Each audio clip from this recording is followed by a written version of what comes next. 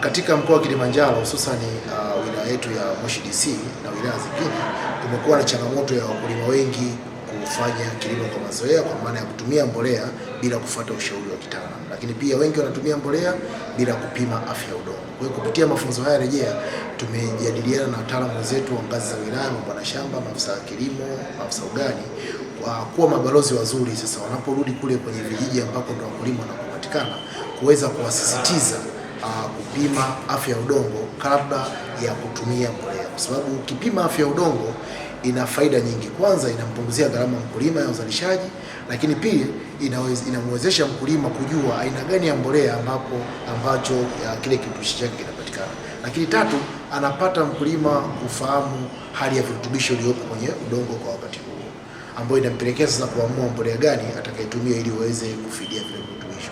Kwa hiyo pamoja na mambo mengi, mambo mazuri yote ambayo tumeongea kwenye mafunzo ya rejea, tumesisitiza sana matumizi ya mbolea kuhusisha afya ya udongo.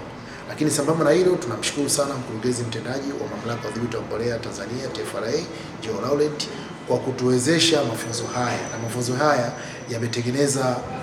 yametengeneza hamasa hata kwa wilaya zingine. Mimi kanda ya kaskazini nasimamia halmashauri 32, lakini Moshi DC ndio ambayo imekuwa halmashauri ya kwanza imetufungulia ukurasa huu. Kwa hiyo tunamuomba tena zaidi, na ametuahidi ataendelea kutuwezesha, ili tunatamani halmashauri zote 31 zilizobakia ziweze kupata mafunzo haya rejea.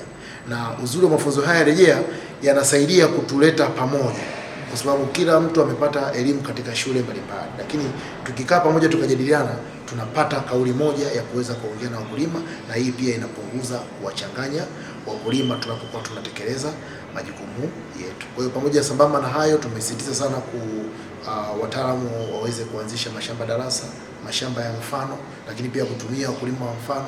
Lengo likiwa ni moja tu, na lengo moja la kuweza kumsaidia mkulima ili aweze kuongeza tija ya uzalishaji ya mazao yake, lakini pia aweze kuongeza mazao yake kwa jumla. Na ukifanya hivyo, basi watakuwa wamepata wasaa kuzalisha kipato cha ziada, lakini pia usalama wa chakula nchini utakuwa umeimarika, lakini pia kipato cha mkulima mmoja kitakuwa kimeimarika pia.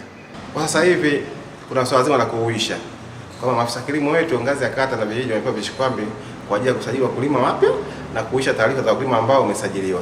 Sasa ipo hivi, kwa afisa kilimo ngazi ya kata au kijiji, yeye ana uwezo wa kuhuisha taarifa za mkulima katika kata yake tu na sio kata nyingine.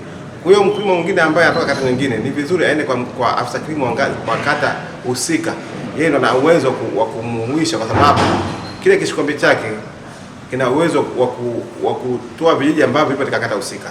Kwa hiyo kama mkulima unakaa sehemu A afu unalima sehemu B, kule sehemu B ndo afisa kilimo ana uwezo wa kuhuisha, kwa sababu taarifa zako zipo sehemu B. Unaposema neno kuhuisha kama ni mkulima ambaye tayari alishasajiliwa kwa mara ya kwanza, na vipi kuhuisha ni kama vitatu. Cha kwanza, namba ya simu, labda namba ya simu akapoteza au alitumia namba ya simu mtu mwingine, sasa hivi anatumia namba ya simu yake, hapa inabidi ahuishe taarifa. Cha pili, ameongeza shamba, ukubwa wa shamba ulikuwa na eka 2, sasa hivi na eka 3, inabidi ahuishe taarifa zake. Na tatu, kama amehama eneo, mwanzo labda alikuwa anaishi sehemu A, sasa hivi anaishi sehemu B. Kwa hiyo sasa lazima ahuishe taarifa zake kulingana na eneo ambalo analima sasa hivi, kwamba kuhuisha ni kule ambako mkulima anapolima na sio anapolala.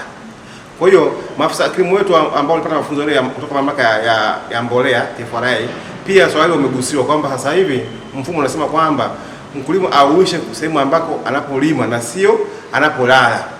Kwa hiyo wakulima pia muelewe hilo, kwamba kama unapolima Mabogini, basi uende kwa afisa kilimo wa Mabogini ambaye yeye ndo atakuhuisha, kwa sababu ndo ana uwezo huo, na sio mwanganio afisa kilimo njia panda ambaye yeye hana mandate hiyo au hana uwezo wa kuhuisha. Ukimlazimisha kwamba utasababisha yeye apate matatizo, kwa sababu kila anayehuisha ndio taarifa zake zinaenda kule mamlaka husika. Kwa hiyo ombi langu kwa wakulima na maafisa kilimo wangu kwamba uisheni kulingana na eneo la mkulima anapolima. Nimejifunza vingi, lakini kikubwa ambacho nimejifunza kwa siku ya leo ni kwa habari ya kuchanganya mbolea.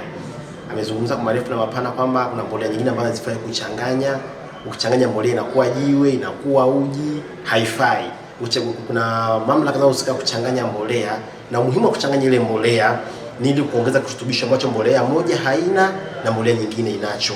Kwa hiyo kama udongo ulishapimwa tayari ukaonekana kwamba una upungufu wa kirutubisho hiki na hiki, Kwa hiyo tunamshauri mkulima ile mbolea atakayechukua achukue mbolea hii achanganye na mbolea hii. Asichanganye mbolea kienyeji. Kuna maelekezo jinsi ya kuchanganya mbolea. Akishamaliza kuchanganya, atoa katika shamba lake na ataona ufanisi kwa maana ya kile ambacho kinapatikana katika mbolea moja, kwa maana ya mbolea A, kipo katika mbolea B. Akichanganya ataona ufanisi mkubwa sana katika mazao yake. Kupitia mafunzo ya leo tumejifunza kuhusiana na pia upimaji wa udongo, na baada ya hapa tutahakikisha kwamba kabla mkulima hajatumia mbolea kuweka shambani kwake, lazima kwanza awe na elimu kuhusiana na matumizi sahihi ya mbolea na kuwaelekeza namna ya kupima udongo wao, kwamba tutachukua sampuli kwa wakulima za udongo na kupima ili tujue ni aina gani ya mbolea mkulima anapaswa kutumia ili kuongeza tija katika uzalishaji kwenye mazao yao ili kuweza kufanya kilimo biashara.